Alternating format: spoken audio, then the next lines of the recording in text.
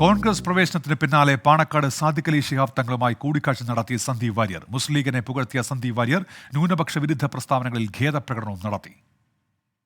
കേരളത്തിനും രാജ്യത്തിനും ലോകത്തിനും തന്നെ മാതൃകയായിട്ടുള്ള ഈ മലപ്പുറത്തിൻ്റെ മാനവിക സൗഹാർദ്ദത്തിന് അടിത്തറ പാകിയത് ഈ കുടുംബമാണ് എന്ന് ഞാൻ വിശ്വസിക്കുന്നു. അങ്ങാടിപ്പുറത്തെ തളി ക്ഷേത്രത്തിൻ്റെ വാതിൽ കത്തി നശിച്ച സമയത്ത് അവിടേക്ക് ആദ്യം ഓടിയെത്തുന്നത് പാണക്കാട് കുടുംബത്തിൽ നിന്ന് ശിഹാബ് തങ്ങളാണ്.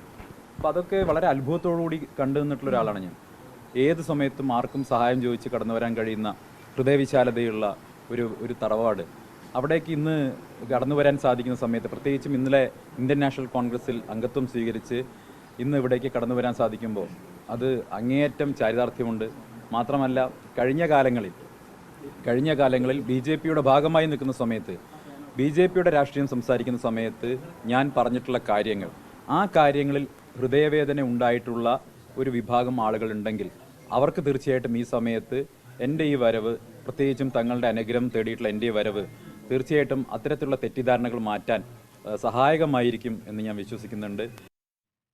കോൺഗ്രസിന്റെ ഉയർത്തെഴുന്നേൽപ്പ് ആണ് ഇതെന്നായിരുന്നു PK കുഞ്ഞാലിക്കുട്ടിയുടെ പ്രതികരണം.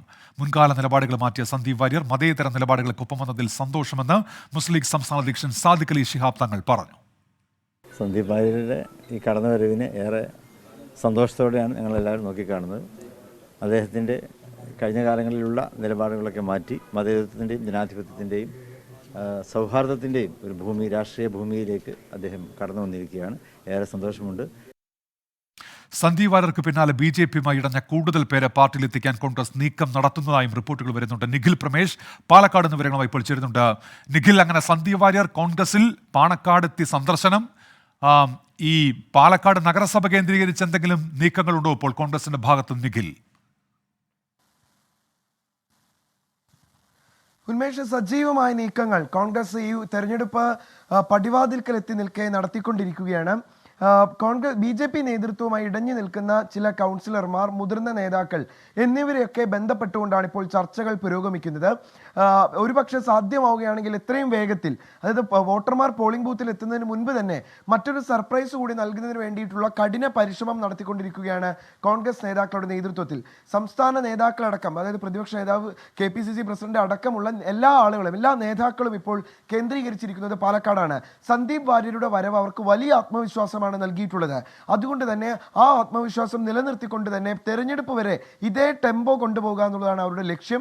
അതുകൊണ്ട് തന്നെ വരും ദിവസങ്ങളിലും സമാനമായ സാഹചര്യത്തിലുള്ള ഒരു നീക്കം നടത്തുക എന്നുള്ളതാണ് അവർ ഉദ്ദേശിക്കുന്നത്. ഇപ്പോൾ കോൺഗ്രസ് ഉദ്ദേശിക്കുന്ന പ്രധാനപ്പെട്ട കാര്യം, നഗരസഭയിൽ തന്നെ ഒന്നാമത് കൗൺസിലർമാരായിട്ടുള്ള ആളുകൾക്കിടയിൽ തന്നെ BJP നേതൃത്വവുമായി സമീപകാലത്തൊക്കെ ഇടഞ്ഞു നിന്ന ആളുകളുണ്ട്. പരസ്യ പ്രതികരണം നടത്തിയില്ലെങ്കിലും അവർക്കുള്ളിൽ അതൃപ്തികളുണ്ട് എന്ന് മനസ്സിലാക്കുന്നുണ്ട്. ഇവരൊക്കെയായ ഒരു ചർച്ച ഇതിനോടകം തന്നെ നടത്തുന്നുണ്ട്. അതിൽ തന്നെ സന്ദീപ് വാര്യരുമായി അടുത്ത് നിൽക്കുന്ന കൗൺസിലർമാരുമുണ്ട്. അവരുമായും ഇതിനോടകം തന്നെ കോൺഗ്രസ് ചർച്ചകൾ ആരംഭിച്ചിട്ടുണ്ട്. സാധ്യമാവുകയാണെങ്കിൽ നേരത്തെ സൂചിപ്പിച്ചതുപോലെ തന്നെ വളരെ വേഗത്തിൽ പാർട്ടി പ്രവേശനം സാധ്യമാക്കുക എന്നുള്ളതാണ് കോൺഗ്രസിന്റെ നീക്കം. ഇന്ന് രാവിലെ നമ്മൾ K. സുധാകരനെ കണ്ട് അദ്ദേഹത്തോട് ഇക്കാര്യം ചോദിച്ചപ്പോഴും ജില്ലാ നേതൃത്വം അതിനു വേണ്ടിയിട്ടുള്ള സജീവ ഇടപെടലുകൾ നടത്തുന്നു എന്നാണ് അദ്ദേഹം വ്യക്തമാക്കിയത്. ശരി, നിഖിൽ പ്രമേഷാണ് പാലക്കാട് നിന്ന് വിവരങ്ങൾ നൽകിയത്. അങ്ങനെയെങ്കിൽ ഇനിയും സർപ്രൈസുകൾ പ്രതീക്ഷിക്കാം കോൺഗ്രസിന്റെ ഭാഗത്ത് നിന്ന്.